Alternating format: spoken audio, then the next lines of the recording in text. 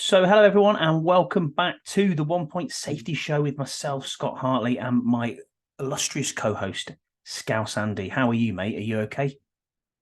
Yeah, man. Yeah, I've calmed down since the weekend. So yeah, everything's better than it was early on this week. How are you doing, man? Good, good. I'm absolutely fine. It's nearly the weekend. So, everyone who's listening, sit back, relax, and welcome to Therapy Thursday with Scouse and Scott. In all seriousness, We should we've we kind should of change calmed our down thing. by I, this. I like that. I like Yeah, yeah. change that. We've calmed it down now, and Change I our think title to that, mate. I think when we get to Sundays, it's we do the old rant podcast for about 20 minutes, which gets it out your system. But I just can't have this team ruining my week, to be honest, Scouse, even though it still does. But It does, man, because there's always something yeah, popping up, and obviously we're going to talk about things later. But still, it's like, man, can we actually do it's things right? Like, you know, I know. You just want it to and be you one of know, them, madness, man. one for one season, just all go right, please, just all click into place. But maybe we'll get there, maybe we won't. I mean, it'll be we're here for the ups and downs, aren't we? The roller coasters. So, Most that's why down, people no, mate. listen, and that's why we do that. And yeah, you're right, more downs than ups at the minute, but we'll get there. So we'll start as always, then, Scouts, with our first segment, which is the news. Been a fair bit of news this week. So the first bit of news really is Jonathan Allen's comments on the Junkies. Obviously, he said he's not interested in another rebuild and that he's thought about winning and has considered winning elsewhere, is what he actually said. He said, yes, I've thought about winning and I've thought about leaving the team. Obviously, he said he would want to win and stay in Washington, being a guy from the DMV, but it hasn't, the thoughts crossed his mind about leaving and being traded away from the franchise. Tim Towner obviously has got on the back of this, so thanks, Tim, for sending your question. He said it's a bit of a two-parter. He said, would you trade John Allen for picks in the offseason?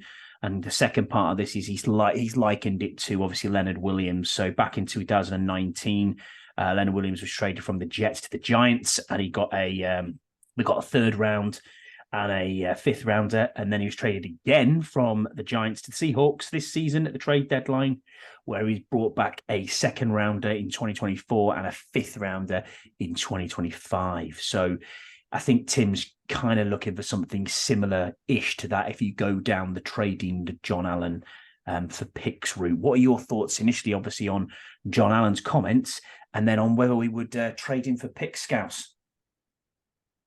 I mean, I think Alan needs to keep quiet. To be fair, I think he needs to keep his thoughts to himself at the moment because it's not a good time to be in part of the organization. So I get why he's frustrated, but imagine what the fans feel, you know. And all they're hearing every single time that he talks now, it's all do my job. Nobody else is doing their job, and then I want to leave and all this shit. I mean, to be fair, if I'm a fan or a GM or whatever or head coach, I don't want guys who don't want to be there.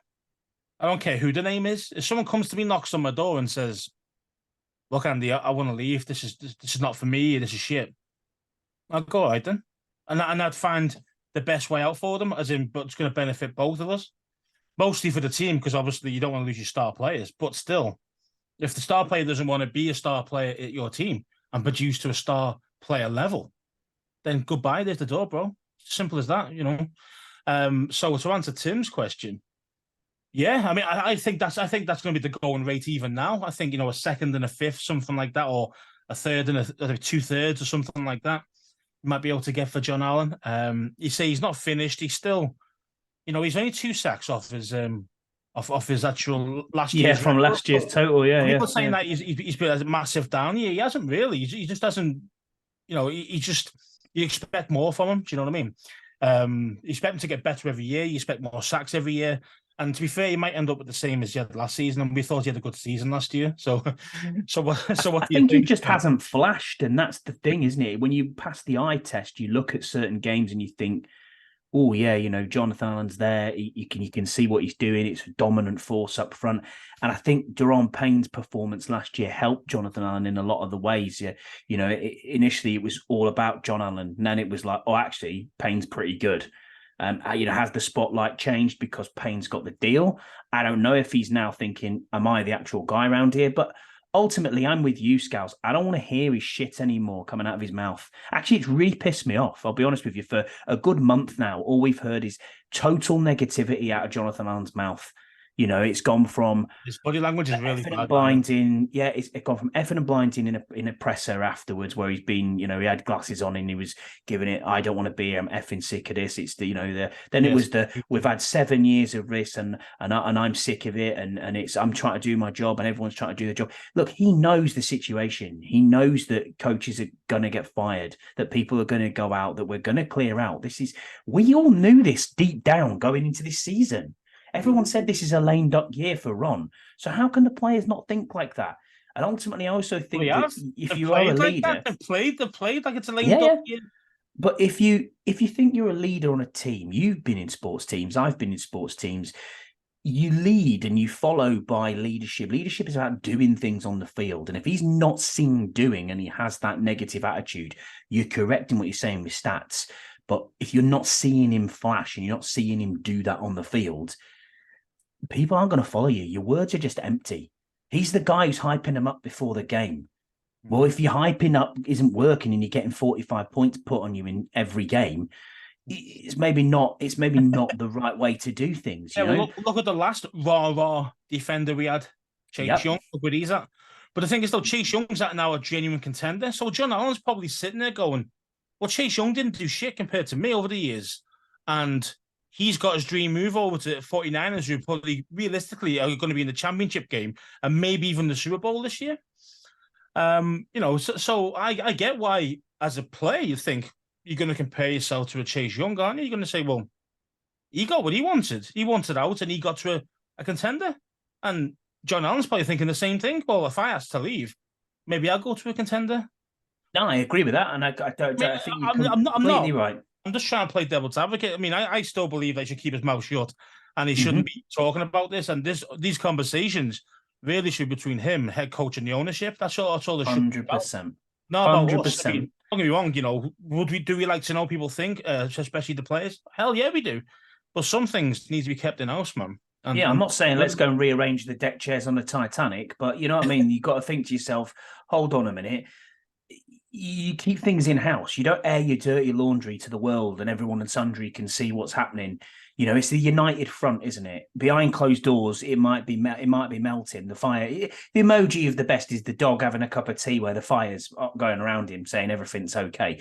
If that's happening, you know what I mean, in real life, then so be it. You know, we don't know what's going on in the locker room behind the closed doors, what's happening day to day in the training camps, what's happening at Ashburn. But put up that front and tell people that, everything's okay. You are a leader on our team. Yeah, I get disappointment. I understand when you don't win.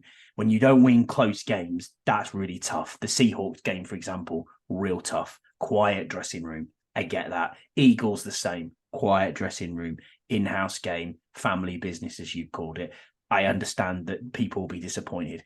But don't come out and start shouting your mouth off and giving it the big one when, you know, you're going to sit there a week later and say, actually, I probably want traded. Come on now. I mean, this is a DMV guy. You know how this fan base works. You know how much and how important this is, not just in the US, internationally. We're sitting on a Thursday night doing a podcast, pissing about, wasting an hour of our time because we love this sport and we love this team. If you can't see that this is where we go, I don't want you on my team. I don't want you as my leader anymore. So either put up or shut up. Because we paid you $61 million. You're quite handsomely, you know, your pockets are fat, mate. Mine ain't fat. I'm not sitting here doing that. I'm a fan. I don't expect anything from this team, though. And you can't expect anything as a fan. But what you can expect is 100% effort when they're on the field. And if you don't get 100% effort on the field and what looks like a united front, that's when you start getting pissed off. So I'm sorry I've gone into a bit of a rant there, but it really annoyed me. That's right, you know what I mean? It really annoyed me. I agree. I mean, that's the bare minimum expectation, is to look like you're a team, an actual team. Like we always go on about this is the ultimate team the culture sport. And all that. Yeah, but this is the ultimate team sport because it is. If one player doesn't do his job, they get burned and they get beat. It's simple as that. It isn't like a football where you can kind of get away with one player not producing and all that. You can't do that in the NFL. You've got because when someone's playing badly, the other team will take advantage of that and burn you every time. So yeah. So this is really good, and this is why I've always blamed like motivation, coaching, all the rest of it, because we think we've got some talent in this team still, and they're playing like they're playing in college, absolute shite, and it's a hard one because I mean I blame Del Rio for it, but to be fair, they said there's nothing different for that game compared to this game what we understood.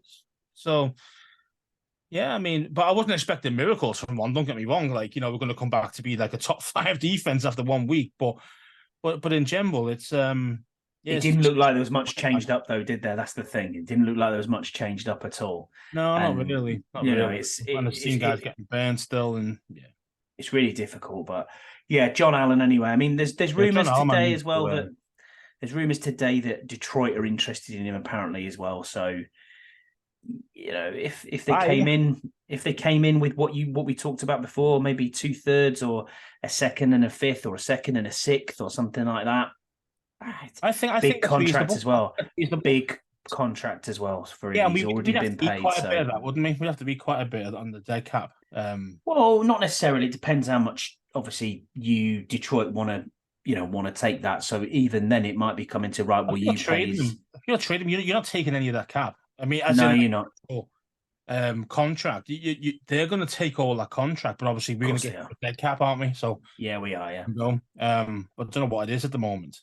I don't know, but I think we're due to pay him 21 mil next year, which is he's the highest earner on our entire team. If that's the case, then he's talking like this, mate. He's gone. I think that kind of money, and then him talking the way he is, and the way he's playing.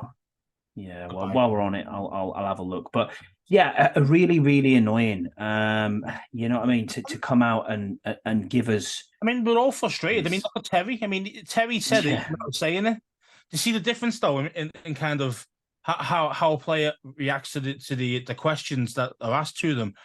Oh, how come you didn't get on? What happened there, Terry? Oh, well, I got some good cardio in at least.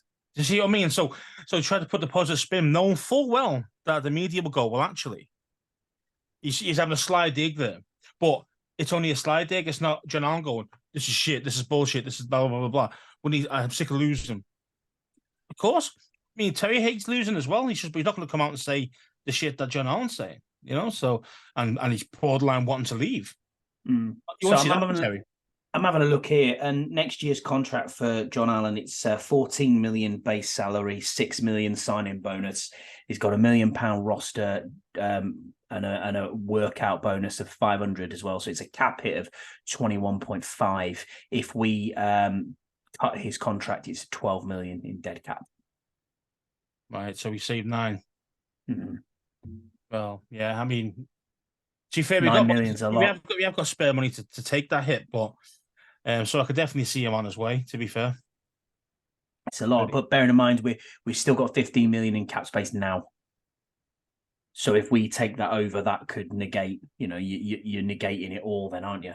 Pretty much from what the dead cap would be. But look, I just want a GM coming in who's a capologist. Who just knows inside out. Do you know what I mean? That's it. The person who does your cap, mate, it needs to be paid more than your GM, I tell you, because it is a tough job. That what I mean, it is a very tough job to make sure that everybody's in. You've got to be proper economist, haven't you? That's what you need to be. Man. That's what you need, because Eagles keep getting away with it. I mean, they're very good. Yeah, the Rams keep getting away with it. And the Saints did it. Saints did it for years, and it's only like these last 2 years that they've been kind of caught up on them. And Drew Brees retired like 6 years ago. Do you see what I mean? Exactly. So. Yeah. So it's only been probably this year and last year that they were pretty poor. So then in other news, then we'll move on from that. Ron has said today that Terry McLaurin has had a meeting with EB to discuss his production and his productivity, and why he's not getting into not getting targeted, not getting into the numbers that he's obviously looked at. You know what I mean? So don't know what to make of that. It was brought up in one of Ron's press conferences, and he mentioned it. So I thought it was good to share. But again, if as long as they're talking and Terry understands why he's not necessarily getting the yards or getting the targets that he needs, hopefully EB can work that out and can have a look at it. On EB, obviously, Josina Anderson this week also has tweeted that apparently the Chicago Bears are showing an interest in EB, who does have a 2-year deal or 2-year contract with us. So he has a contract with us through till next season. But noise that we as fans are hearing and that the team are hearing and that it's probably going to be a clean sweep anyway on coaches. Hey, but look, if you can get something, I'd to Chicago myself. Yeah, if you can get something, I'd fly over there and drive him there myself. If you can get something out of Chicago, a pick of some description because he's on a contract. Yeah, might be worth play hardball. Or you want him? Look, you got to give us a 5th rounder or something. A 7th or a 6th, I'd take. You know what I mean? Honestly. I'll give you a 5th. I give you a jugs machine, and that's probably about it. Yeah, but yeah, and then obviously going back to Terry, he's been nominated as this year's Walter Payton Man of the Year for Washington. So obviously each team gets a nomination to put forward for Walter Payton Man of the Year at the NFL Awards ceremony. This award, if you don't already know, is about what they do off the field. The people they are in the community. A lot of them have their own foundations and their own charitable bits and pieces that they do. So Terry has been nominated this year. He has his own foundation. I know he does a lot for kids in the DMV area as well. So good guy on the field, good guy off the field, team leader, team captain. That's why he's a guy you want to keep, even though he's not producing. And even at his cap numbers and whatever else, he's more than just. He's more than just a wide receiver. Do you know what I mean? Like he's a lot more to the community around the area. How cool he is as a person. As a guy around the building. You want those guys around. Do you know what I mean? Of course you do. It's people you don't want to John Allen to moan in every 5 minutes. You want a guy who's going to come in and work hard and actually do what he needs to do. And okay, he's not. He's had a massive down year this year. Compared to what we're used to with him. And it isn't all his fault, but it isn't all Sam Howell's fault or EB's. It's an element of all. If Terry's not getting the play calls, then it's EB's fault. If they're not scheming him open, again, that's EB's fault. But then obviously, if there is a play there that Sam could get in the ball and he doesn't, that's Sam's fault. See what I mean? Or if Terry's not getting open because he's good covered, well covered. Well, then it's Terry's fault. You see what I mean? So there's all an element of all of that. It isn't just one person or one thing that is the main cause. There's lots of causes, and to get them all on the same page is difficult to fix. Yeah, I completely agree with you. It's tough, isn't it, Terry? I mean, we'll get into stats and stuff and the review of the Dolphins game in a little bit, but obviously Terry having 0 targets and 0 catches and coming out and saying, "Hey, I got cardio in." You could see he was pissed off. You could understand. Of course he was, but see the way you talked about it. You know what I mean? Yeah. At least got some cardio in. Whereas John Allen be saying, "No, fuck off, I'm shit this and blah blah blah." So at least in a way, if he has had obviously a bit of a heart to heart with EB, that's going to help. Hopefully, and help scheme him open. And there's got to be ways that they can. You'd like to think they it can would do help. that. Doesn't always work that way, though, does it? No, it doesn't. It doesn't. And going back to that, I mean, I did see a tweet from Grant Paulson, which will pull up while we're speaking. It was around about basically EB. We talked last week about EB working them hard and working them to a T and saying, look, this is what we're going to do. And it was about the players saying that, they've got issues with EB and how he's calling his offense and how hard he's working them. I mean, they've come out and they've basically said in recent weeks, Bieniemy's relaxed some of the demands that he's got. And he's included this by shortening Wednesday's practices from 2 hours to an hour and a half. And then the final bit says one of the players has said he's gotten better at respecting our time. Now, again, that pisses me off because, hold on a minute, you want your time respected, yet you're 4-9? How about winning? How about actually doing something on the field and then we'll respect your time? You be working here 9 till 5, bro. More than that. 9 till 5 minimum. You know what I mean? You're getting 8 hours of grafting. That's what's going to be happening when you get I think they work longer than that. A lot of them at times. Do you know what I mean? I genuinely do with film study and whatever else. I know coaches are in at stupid o'clock in the morning. They leave at stupid o'clock at night. You know, it's 14. That's coach. 14-hour days. Some of the players. Players need to do the same. And coaches do way more hours than you think they do. 100% they do. You know what I mean? But the players, man, they say they respect their time. What? So, 2 hours is too long for you? Really, bro? Come on. I mean, man. come on now. I mean, exactly, Scouse. I mean, 2 hours a day, fucking hell, mate. For how much money are you on? No, that's 2 hours of training. Maybe they're doing film study. You don't know the ins and outs of what their schedule's like. Chill. You're in the room watching film and going, okay, yeah, you know what I mean? Like that should be something natural to these players because they've done it since they've been in college. This should be something that's just part of the game. This is what it is. And the more level half an hour on the actual field being grilled by EB. I mean, come on. I mean, yeah, I mean, I know. That's 23 players, though, I suppose, isn't it? You know, in the 80s, you wouldn't see shit like that. They'd be like, fucking get on with it and slap you across the face. You know what I mean? Here, it's just like fucking, shot blocks and whatever else. Quarterbacks getting absolutely killed. Yeah, no, I'm with you. In training, getting heads knocked off in training. None of that anymore. You can't even train half the time now. It's like, collective bargaining agreement says you can't even like train at. Didn't one get told? Didn't one get fined? Too hot. Yeah, too hot or something, wasn't it? Yeah. It was too aggressive. Too aggressive practice. Too aggressive in practice. And the extra session that you shouldn't have had. You got fined for it. I mean, because the collective bargaining agreement saying protect players. It's like, mate, come on. I mean, you're trying to protect players. Look at all the quarterbacks injured this season. Yeah, you're right. Like for the main guys, the big boys, because that's what they want. They don't want these guys being hurt. That's the whole point of it. And it's still getting hurt. And why is that? Because they're not conditioned enough to take fucking hits. But also, then the strength and conditioning side of the NFL is abysmal as well. It's not strength and conditioning. Conditioning's awful, man.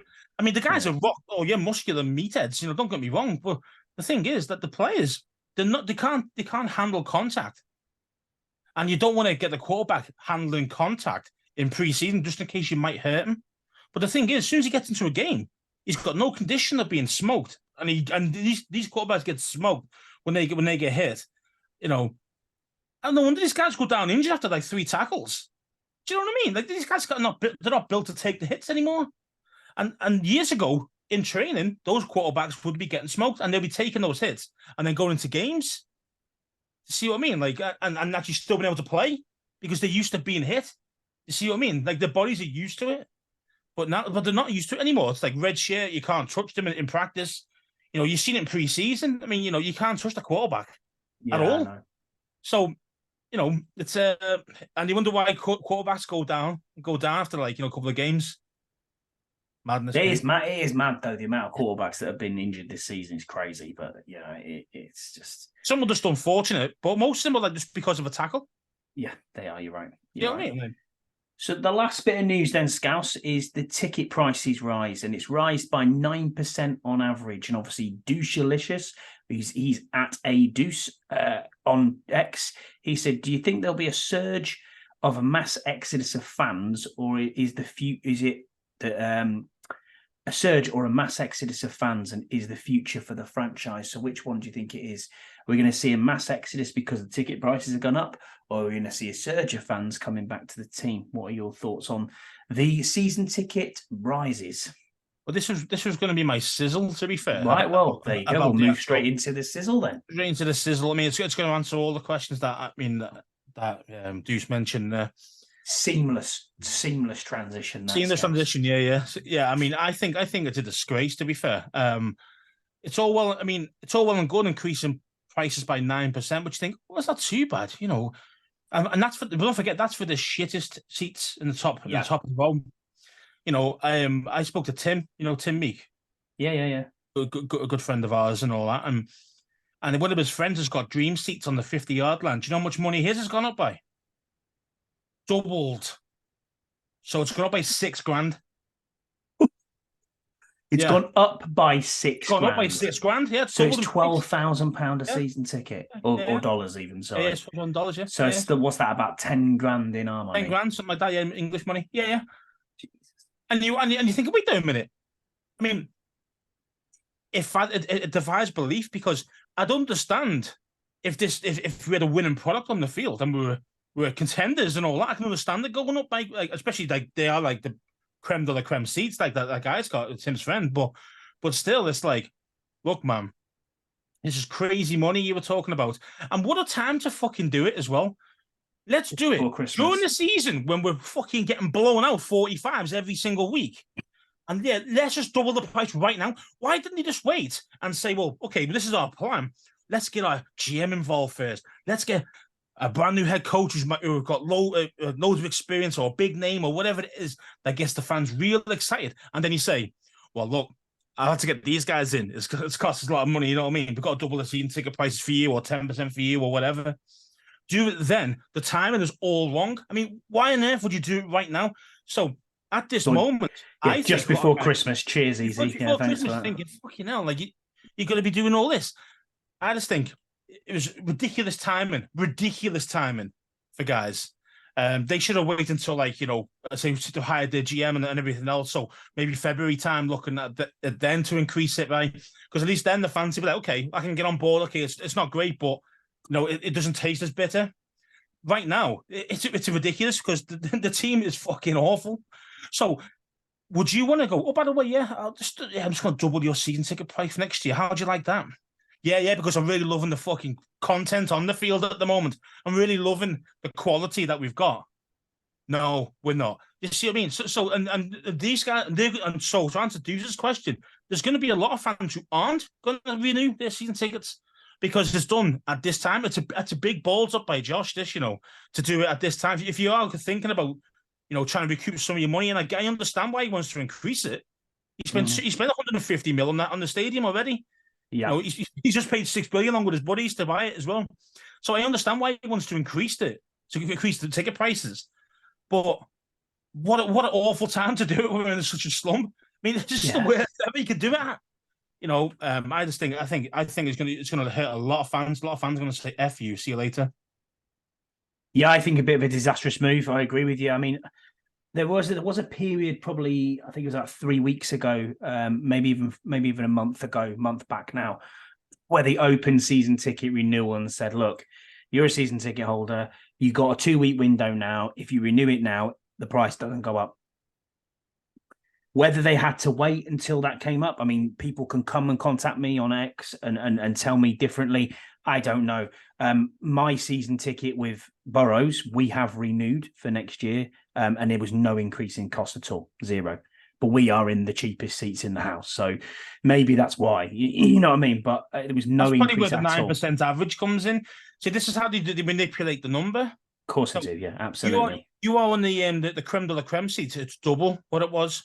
You go to like up at the top or somewhere other way. You know, it's like, oh, it might be only 0%, as you mentioned for yourself there. Nothing. Eventually, the median's going to come down, isn't the median average is going to come down? Of course it is. And what you've got to remember here is across the board. I think if you renewed it earlier, I don't believe there was as big an increase as there has been now.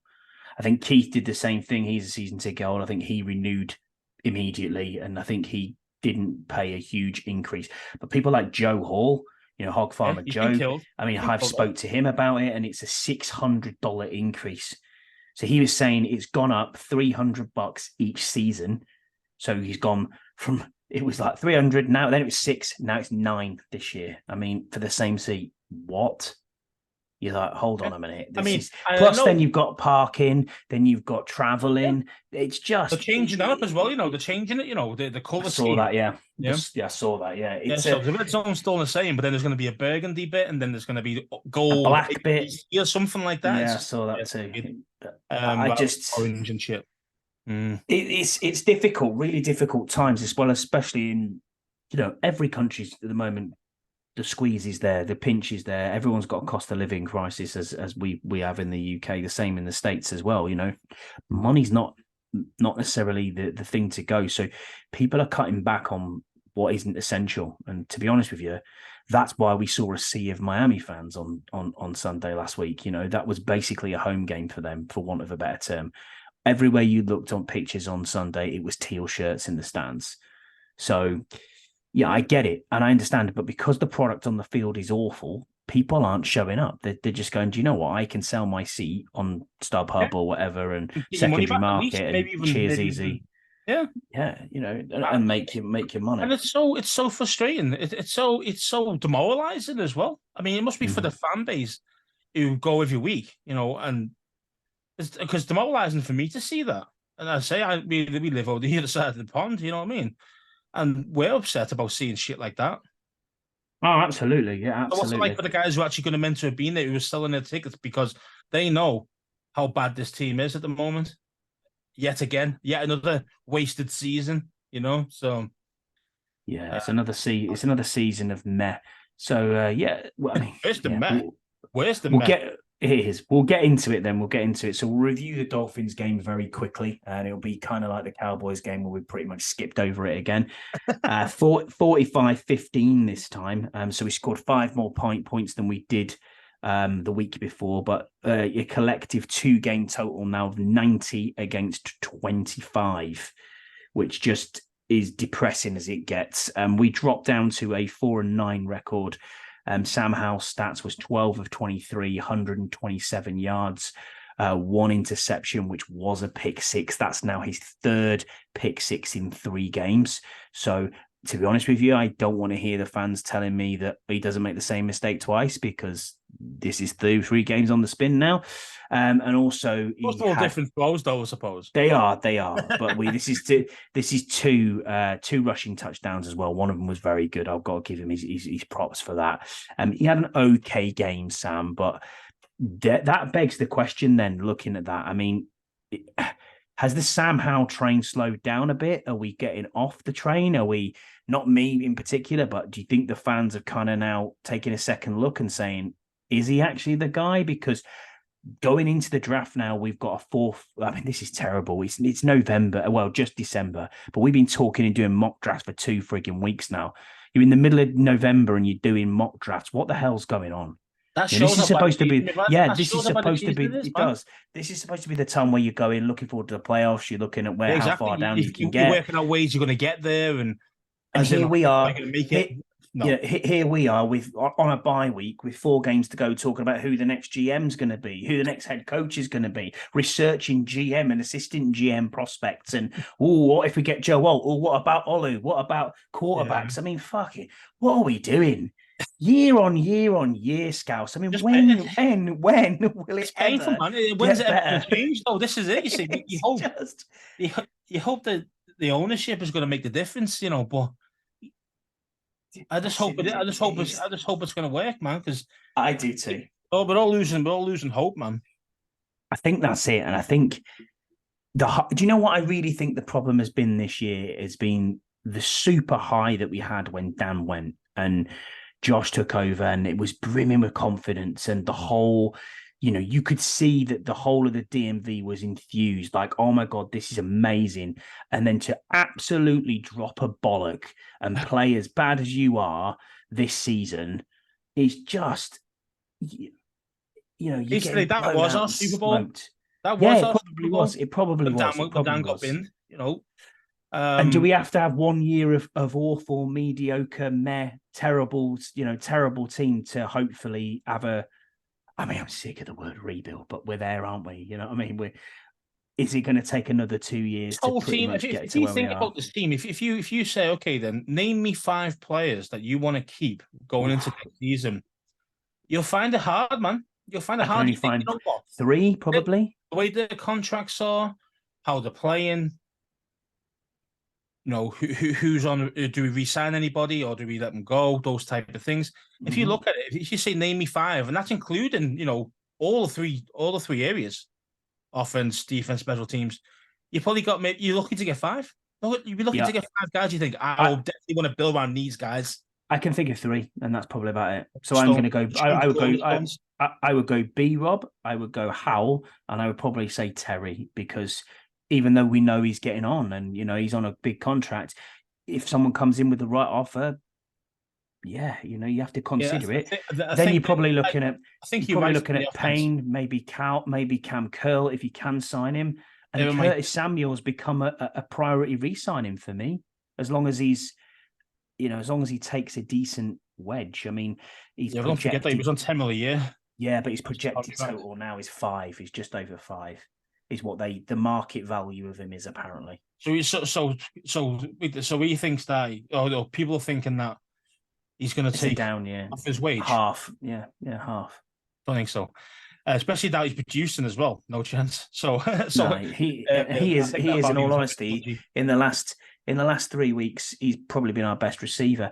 So I mean, looking back at the stats again, I mean, B Rob had 7 carries for 53, and then receiving wise, Curtis Samuel had 4 receptions for 65.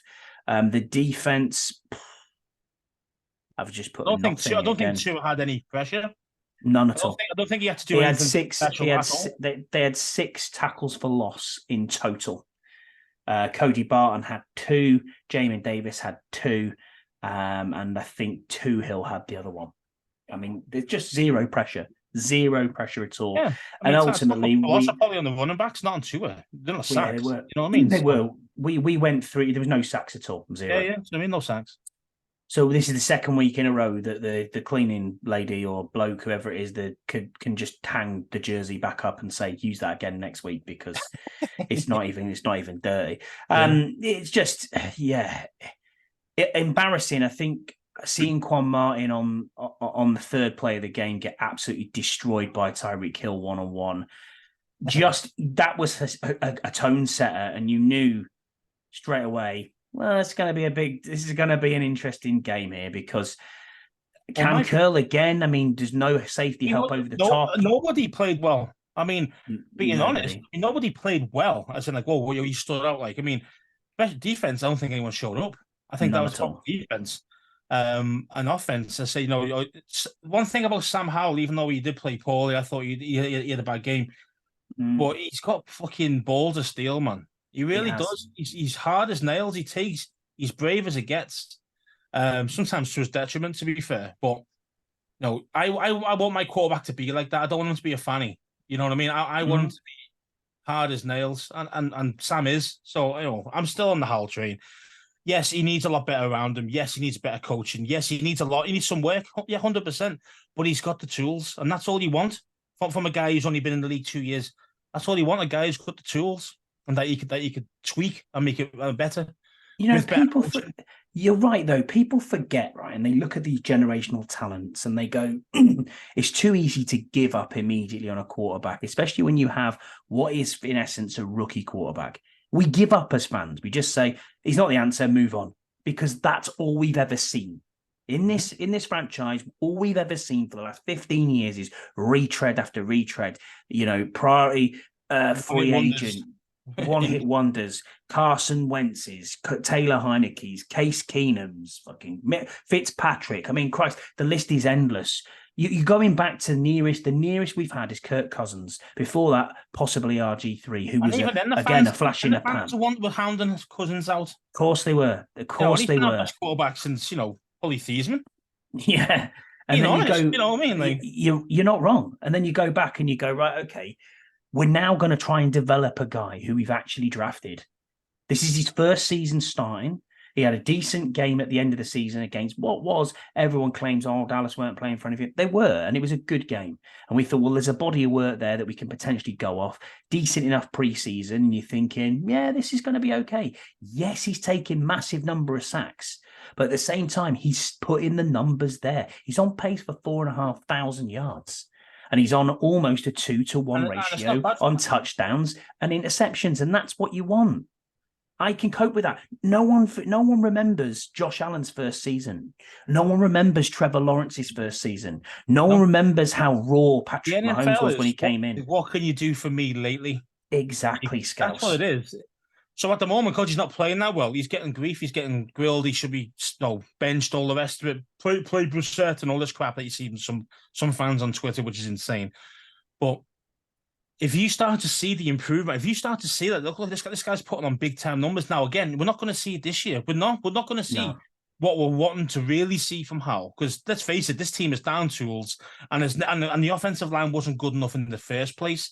I mean, I'm surprised. The health has been pretty good, really, hasn't it? Yeah, you're right. It's such a shame that they're absolute dog shit, rather than actually, like when we had some really good players, they're always getting hurt. You know what I mean?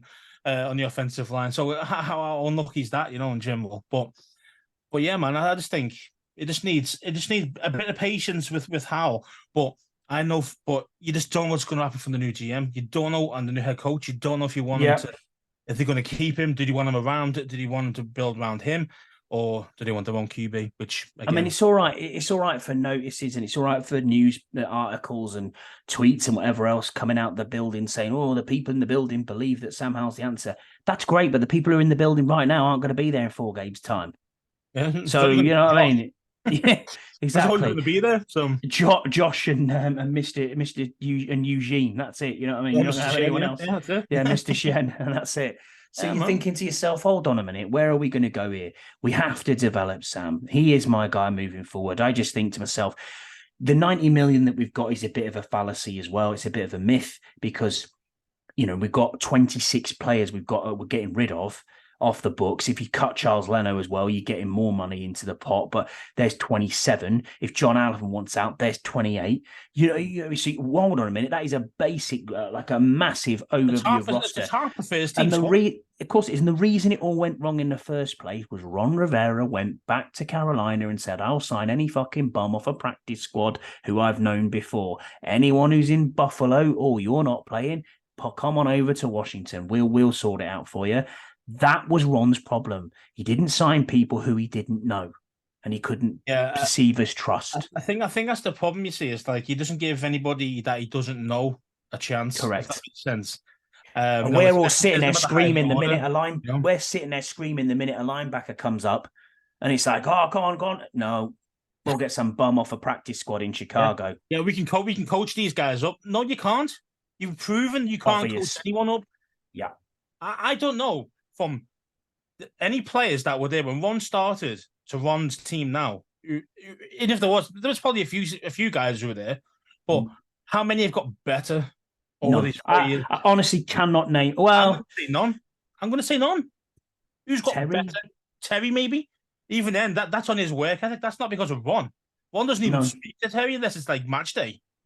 You know what I mean? Because he's not offensive. He's not an offensive coordinator, is he? Terry. So it wasn't on Terry. And to be fair, our defense was on Chris Harris, I think. I mean, that he went, that was like, we didn't think, it wouldn't be that big a miss. Massive. It's massive miss. Massive miss. I mean, looking back at DB line, the moment's awful, mate.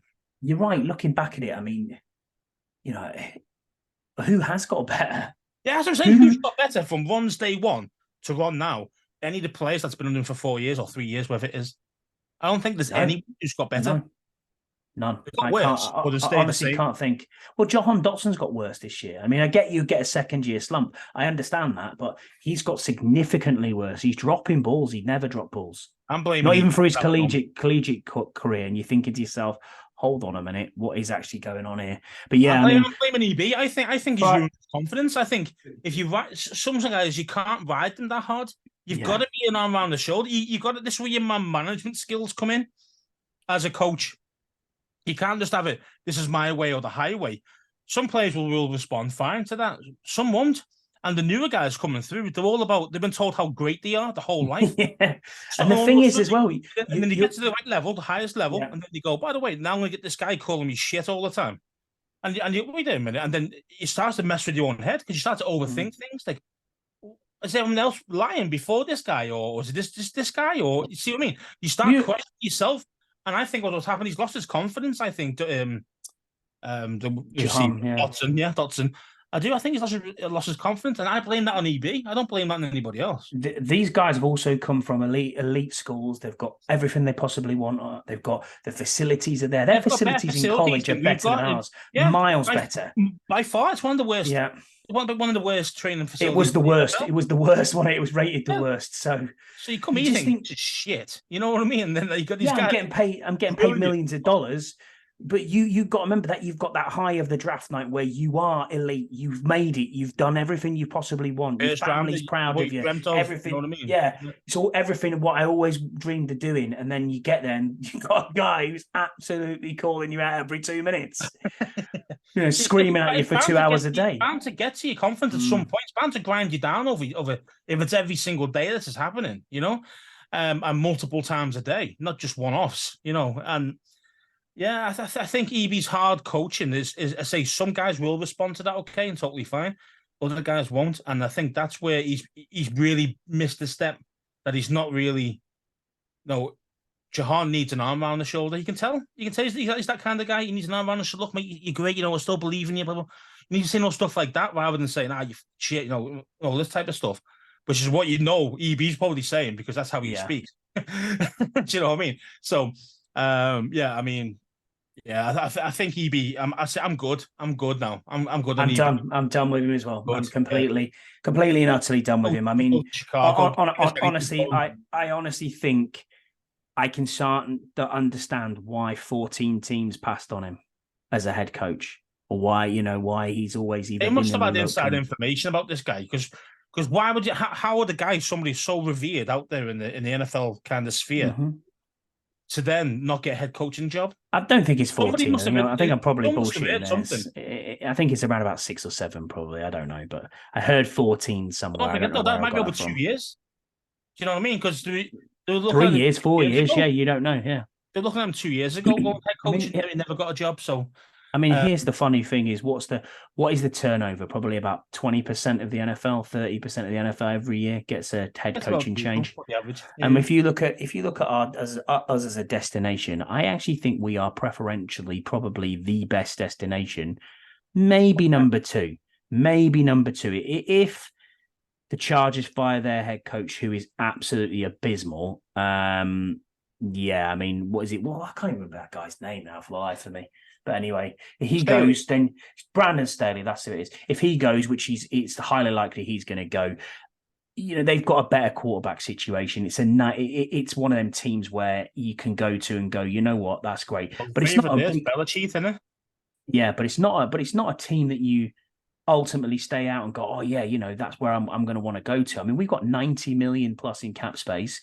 We've got 5 picks in the top 100. We've got a quarterback. You've got to get 30 players for that money, though. It's true, but you've got your quarterback that you can build around potentially. And that's if you don't go QB in first round. And you've got a rabid fan base as well. So it's one of them. Yeah. The thing is, as well, with definitely pros and cons to our team. Like if you think about 100%. it, I think we're second on the list. There's some talented players there, but there's no one near enough to go. Okay, yeah, we can turn this around in 1 year. This can't be done, But don't forget though, if you got a guy who's brilliant at man management, then you might have a chance because half the team you can get rid of like that because no contracts, so you can go and think about it. They're gone. Well, that's 26 people, Scout, straight away off. So they're gone. So there's half the squad gone. Bang, there it is, right? So there's half the team just gone, and then you can have a brand new GM as well. You'd like to think the brand new GM would want this head coach, whoever it is, so they're going to be like on the same page from the day one.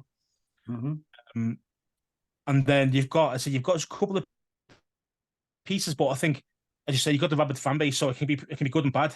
We're desperate for a winner now. We're desperate. Like this is getting, it's just getting painful. Yeah. Desperate.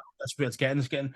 We're all just so in so much pain. Like going, oh my god, this anything for a win. So you could be a true hero very quickly here. You really, really could if you can produce something in this first season, even if it's not like amazing, but just like, okay, yeah, this is like say we get 9 wins, for example, not the first year. Okay, get beat first round playoffs, whatever. But, okay, yeah, this is good. This is a good start. You know what I mean? And then you can progress with that. And they say he doesn't have to cut players. The dead cap's going to be lower than others because half the team's already out no contract.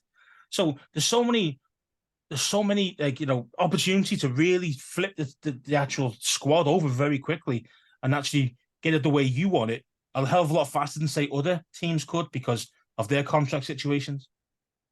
Completely agree with you. We'll get into our fan questions and we'll finish off the show with that. So first off on the fan questions, I know we've done a few already, is Hot Take Freddie Ham, our friend who sat next to us at the game on the first game of the season. He is the host of the HTTC pod, and he says, who do you want as the new GM? So we just talked about it there, GM. Who is your thoughts? Are you still on Adam Peters? Are you from San Francisco? I want Ian Cunningham. That's what I want.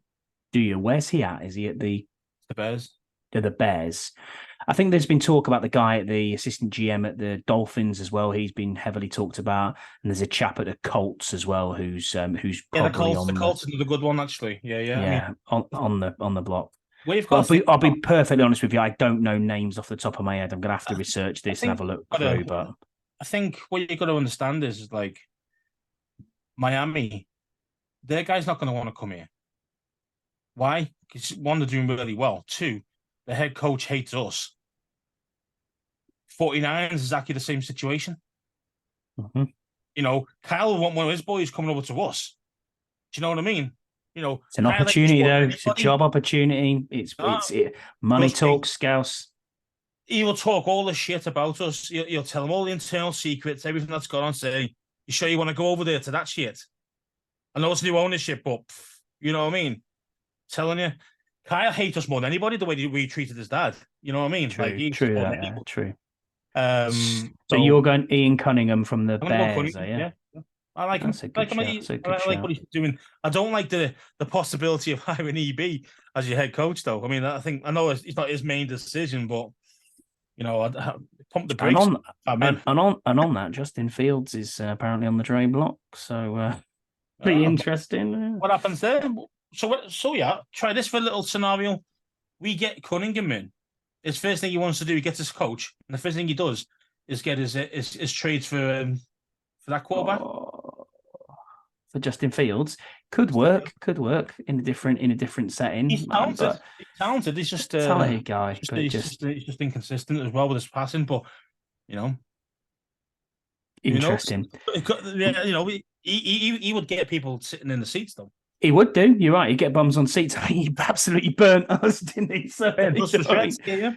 So it's not to burn us. Pieces. But also the way he can run the ball, like is it the way he runs it? Well, that's his main skill, really. He can take it to the house anytime himself. You know what I mean? Like, of course he can. The next question is the Queen of Commanders. It is LJ, our friend Mad Hatter Commander on X. She said, "Are you renewing your season ticket for next year?" The answer is yes. I've already spoke about this, LJ. Thanks for listening to us. And yes, we are. Me and Burrows will have a season ticket again, which again will most likely be open to anybody who really wants a game, hasn't been to a game for a long, long time, or has never been to a game before. Please reach out to myself on X or Andy Burrows, and which is Washington UK fan, and we'll get that squared away for you, because we are not going to go to obviously every game as it comes through. Simon Thurston, he's Simon P. Thurston on Twitter. He said, "We're all O-line for our first pick in the 2024 draft, aren't we?" Well, I am. Absolutely, I am too. I mean, I am. Yeah. I mean, I think the premier position's got to be left tackle. That's what you've got to go for. But as I say, I'm going to play devil's advocate, and I'm going to play probably all off season, so we find out. New GM, new head coach might go quarterback, you know, and have you know Howell as the backup, or maybe even if this guy is so good, they might even trade Sam Howell. You know what I mean? So. You get pennies on the dollar for that. You get nothing. You get nothing for him. But you don't want him. That's down to them. I mean, would I be upset? Sure, but I don't understand. End of the day, if you start a whole new era of Washington, or even your own career as the head coach, you know, you really want your own man as quarterback. Now, unless somehow like the guy loves somehow, brilliant. But I know there's connections between Ben Johnson and Sam Howell already. Just putting two and two together, Scouts. That's true. and making 9, but you know what I mean? It is. I mean, it is what it is. But that's part of the reason why I like Ben Johnson. He didn't know about that, but I mean, it's probably, you know, if he likes Howell, then that makes it better for us, I think, because Howell's having all the growing pains now. You know, next season he should be a lot better again, and he will be better as long as you get good coaches in. We'll be fine. He'll be fine. He'll be a solid quarterback. He might not be top 5, but top 15, maybe. But listen, he's top. He's going to be a top 10 quarterback if you can get a solid O-line behind him. I genuinely believe that. You can turn over the O-line, and the thing look at what they're doing in San Francisco. They've got the guy who was Mr. Irrelevant. Brock Purdy is not an amazing quarterback. He's a game manager who gets the job done. They have an elite running back.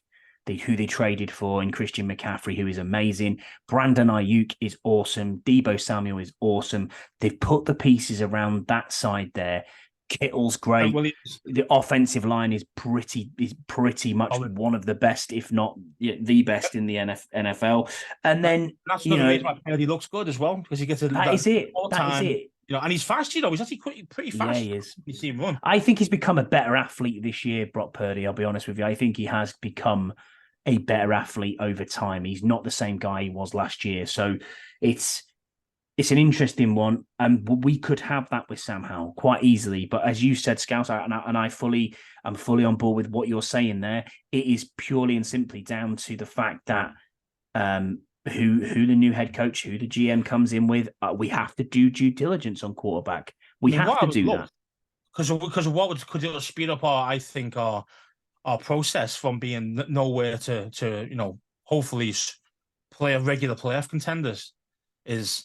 That if you got Sam Howell and you're keeping him and you don't trade for a new QB, then you can use those picks. You can get your elite left tackle, and then at the beginning of the second round from the Bears, you can get a top quality right tackle because there's quite a few of them out there. Yep. So you can get 2 bookends without fucking around with anything else. I'm going to pay them ridiculous money. Honestly, and instantly your offensive line's massively upgraded, even though you've got shit in the middle. But you've got. I honestly, right, I had a look, Scouse, at my first mock draft, and I thought, I'll have a look at this. And I picked O-line first 3 picks, and I thought to myself, do you know what? I've got a center. I've got a left guard, I've got a left tackle, and I've got a right tackle in all 3. I thought. So I think Stromberg still got it. I still give him a shot. Yeah, I'd still give Stromberg a shot, absolutely, at center. So you've got a center, you've got a left tackle, Cosme stays, and he's the only one on the offensive line. That's it. That is it. I think Stromberg and Cosme, the only guys you keep. I think everybody else can just do one. I mean, they're under contract, so there's not a lot you can do there. I mean, you're going to cut probably Leno. Wiley is too expensive to cut, as is Nick Gates. His contract's quite high, aren't they, if you cut these guys? So no one's going to trade for them because the gas. We cannot get Andrew Wiley out the building, unfortunately, till the end of next season. And the same with Nick Gates. He's subbed then. He's the backup right tackle then. That's it. And the backup center is Nick Gates. Yeah. And that's going to be how it's going to go. I would put Stromberg in at center, or I would draft a center. There's one out there who's going to be the middle of the 3rd round. Apparently, is as good as Schmidt. Was a 3rd rounder. Stromberg's got the potential to be good. We just not played him in the right place, and then when he started playing, he hit his knee, and that was it. He's out for the season. But if you give him the timer to be, you are our number 1 center. Chris snaps and all the reps, you'll just see him get better and better. So Chris Paul's under contract still, so he's going to stay because he was obviously a draft. He's going to be 3rd string, mate. He's going to be. Of course he is. Yeah, of course he is. And I thought he'd be better, and he's not that good at all. Like you watch film on him, like, oh my god, mate, what are you doing there, bro? Honestly, he's okay in the run game ish, but anything to do with pass pro, he is god awful. But you need bodies though with the O line as well. Yeah, that's the problem. He's going to be 3rd string. I'm saying he's going to be 3rd string. I'll be looking from the left. Personally, I'll be using like Gates as like my backup center, backup left guard. That's what I'll be using him. That's where I would go. You will get game time because obviously some guys are going to go down. But yeah, I mean, give me the 2 bookends for our first 2 picks of the season. Give us those elites. There was a guy, I can't remember his right tackle. He's an absolute beast. Yeah, I'll know who you're talking about. He's got like a Samoan type thing. It's a Tongan name, isn't it? Yeah, I know you're on about. Samoan name. Yeah, I can't remember his, but he looked absolutely like a proper beast. I watched the game last week. He just runs over guys that are not there. Really, he just does. Like, you get him a right tackle, and then you get like Joe Alt or something like that on the left. Yeah. And instantly, this offensive line's instantly 10 places higher than it is now. Just for them Agreed. Tim Town has asked a question again. I've got another one from Tim after this as well. He said, if you can only re-sign one, who are you going to choose, AG or Curtis Samuel? I mean, for me, that's an easy decision. It's Curtis Samuel every day and twice on Sundays. CAG, you just fumble too much, mate. I like him. I think he's a good player. He just... Yeah, he fumbles too much. Running backs are just running backs, aren't they now? Unfortunately, we've talked about it before. It's devalued position now, isn't it? and that's unless you've got an elite running back, a Jonathan If Taylor, you've got a a CMC or Barkley. something, yeah, it's different. You know what I mean, but I mean, also, unfortunately for Gibson, he was never running back in the first place. No, we tried to make him into one, and he's not. And he's always injured. He's always got this foot problem, this toe problem all the time. Like it's like it never goes away. Like the field's okay for a couple of weeks. He's had 6 months off, and then after week 3, he's knackered again. You know what I mean? So he tries to play through it, and that's not. He's there, but it's not really reliable. Because you need a guy playing at 90, 100% every single game, as in health wise. I know guys do play hurt a lot, but you got to be able to produce if you're playing hurt, and he doesn't really do a lot, being honest. So for me, it'd be Samuel as well out of them two. Yeah, I think so. Well, Tim's last question there says, after the bye week, will the tank be on? Fighting for respectability was the difference between selecting Joe Burrow and Chase Young. Oh my God, wonder what Scott Turner would have been able to do with Joe Burrow. Yeah, I mean, that Miami game now, when you look back at it, where we could have had Joe Burrow. How different this franchise would have been. Well, it might have been. You don't know. It might have been. You don't know. We might have been a bust.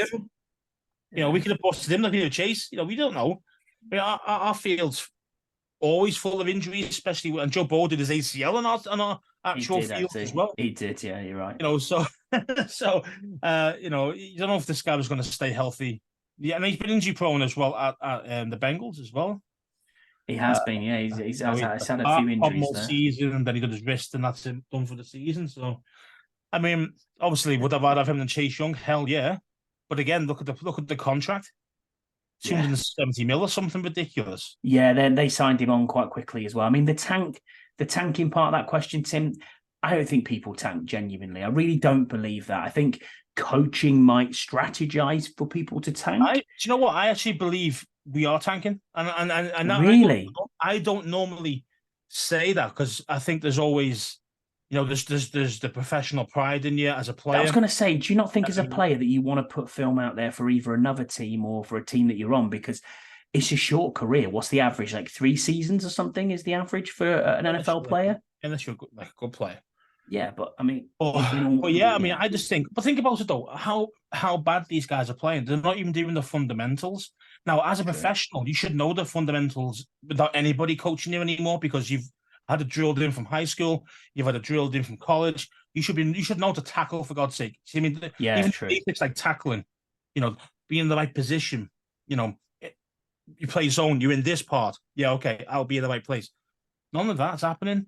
This is schoolboy errors going on all the time, and these players know better. They know better. Say you get, this is the elite level. This is the 1% of the 1%, and yet our guys are looking like they play in high school still. So I think that has to be not just on coaching. That has to be on players as well. That has to be on them just not doing what they're supposed to be doing, not giving 100% effort, not being 100% dialed in, and for me, when you're not doing that, that is tanking. When you're not doing the playing to the best of your ability, or at least giving it everything you've got, every single sinew in every single play, and that goes for all the players, then for me, you're not playing to win. You're playing just to fucking fanny around and hopefully don't get hurt and and get beat. Yeah, move on to the next franchise. It is. You're right. It is. Yeah. I mean, I think we'll discuss that more as we move forward, and we'll see what our record sits at after these next 4 games. You're not going to win any more games, mate. No, we're not. I agree with you there. John Tayman, Bang Radio Hour, co-host of the Bleeding Burgundy pod with myself and Scouse on a Sunday. He has put a question in saying, what important lesson will the Commanders learn on the bye week? The important lesson there, John, is that we won't lose this week. However, the bye week is an 8.5-point favourite for the win. I mean, no, in all seriousness, what important lesson will the Commanders learn? Maybe 100 on the bye. Over. I'll take the over. Yeah, no. I don't know. What lesson can we learn? I mean, well, I think these guys need to be humbled in some way. I think that's what it is. I think that's the lesson that should be learned, that all these guys are not doing it. The coaches are talking the game but not producing the game. The players, same thing. They're talking it, but they're not producing it. So, it's what they need to do is look at themselves deep down. They do. To a man, look deep within yourself and say, "Am I actually doing everything I can? Am I just getting this paycheck and just going through the motions? You know what I mean? Because the season's over. We know we're not going anywhere. Blah blah blah blah blah. And no, I'm off next season anyway because I'll probably be because there's a new owner coming in. I mean, the new GM coming in and probably won't want me anyway. See what I mean? So that is another thing as well. So, but the question is, it's a hard one, man. It's a hard one, but I don't think we learn anything at all from a bye week. I really don't. I really don't think we're learning anything at all. Like you said, I don't think we're going to win a game for the rest of the season. I mean, I was going to ask you that question. What do you think is more likely, 6 wins or a 4-13 record? I mean, I don't see us beating anybody. I mean, the closest team you might think is the Jets because their offense is crap, but their defense is just way, way better than ours. Way better. So they'll get some turnovers and they'll beat us. No, it'll be a low scoring game, but they'll beat us because they're just better defensively. Like their defense comes to play. You know what I mean? Like they're a reflection of their head coach, Robert Saleh. He was excellent at 49ers as the defensive coordinator there. Comes across as head coach and / defensive coordinator, and that defense is mean. It's a mean it's a mean team, man. If they had Rodgers playing as well, we get another blow. Well, there's talk of him. There's talk of him being back, but I doubt it. I can't see it. I can't. I just think there's no way your Achilles will heal in that time. Like there's no chance, and he's older as well.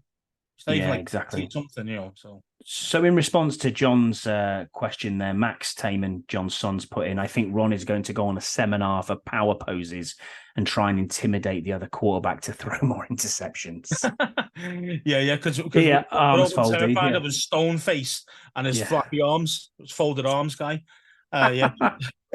Foldy Arms, that's him himself. Mr. Foldy Arms and buddy Coach Stoneface. So on the back of that, then Jesse from the Bleeding Burgundy pod, or his now new handle is Bleeding Burgundy in the bunker. He said, besides Sam, what is the one thing we should be watching for the rest of the season? Other teams. Which GM candidate, which head coach candidates out there? No, in all seriousness, I just want to see, can this draft class that we've got, the players like Quan Martins, the players like, well, everybody's playing for a job, Jesse. Everybody's playing for a job, irrespective of who's on there. We all think that they are playing for a job, and it's worth seeing who we've got inside the building that we can either re-sign or keep on. Or the thing is though, it's all well and good saying like, we want to see these youngsters play and all this, but the thing is though, they're still being coached by Ron Rivera and his cronies. So you can't expect these guys to play outside the scheme. You can't expect it. So you're going to see the defense is a reflection on the head coach or the defensive coordinator. It's as simple as that. And our defense has been dog shit, which proves that Del Rio was dog shit, and unfortunately, Ron is dog shit. So I'm not expecting anything from anyone. I mean, all I want to see really is actually just some real effort, and then the season to finish, because and then we can start looking forward again. But I mean, 100% effort is the minimum required from me. Of every player. I don't care if it's the guy, the fringe guy, or the John Allens and Paynes or whatever. It's like, I mean, you need to give us everything you've got. You need to earn your money here, bro. You know what I mean? Agreed. Well, that just about sums us up and does us for the week. Then, obviously, on the bye week, not a lot we can talk about right now, but we will be back next Thursday to preview the LA Rams game away. I mean, that is, I can't see that. Yeah, if you got them 6-7 weeks ago, I'd fancy us beating them, but not right now. With Stafford and Puka Nacua and Cooper cut back. We're looking dog, absolute dog. We're looking so. I'm not looking forward to it, mate. I'm not either, but there you go. Speaking of the one thing I did mention earlier, on our predictions for the Miami game, I do one on the Deuce. Yeah. Red Zone in the UK, and Sunday mornings on YouTube. Please Sunday mornings, about 11 o'clock UK time. My prediction was 52-12. How close was that? How close was Well, that? I said 45-17. Really? Oh, sorry, 41-17. I said, yeah, I said 41-17. I said 52. So we I were had the very bet. I had the close. We bet were very on close. I know. I saw that. 47. Over 47 points. We got 45. Yeah. Cheers, Miami, you bastards. Yeah, I Oh, could have done just with that slowed as it well. down. Did he the fourth quarter? I will just run the ball for 10 minutes. That's all he did for that second round. Bring our backup QB in. Thanks for that. Yeah, Mike Yeah, I was White. good, man. I Cheers. was like, man, just need an extra field goal. No, none of that. No, not happening. Cheers. Just last thing before we go, I almost forgot there. Big shout out to Ken Johansson. Get better soon. Know you've had some health issues as of late. Love podding with you. I've been on a couple of pods with yourself. Get better soon. Great to hear that you are back home. One thing I've never had the pleasure. I've never had the pleasure to hang out with him. He's a really good guy. Really good guy. Really, really knowledgeable as well. Does a lot of good writing. So yeah, if you haven't checked, I've seen his work. I've seen his work. I've seen one of your pods and that. Yeah, very, very good. So yeah, shout out to Ken. Get better soon. Thanks for that. Yeah, and yeah, that's us really, Scouse. Thanks for your time today. Another bit of a therapy Thursday, as we like to call it. And yeah, we'll catch you all again soon. Thanks very much, everybody. Bye.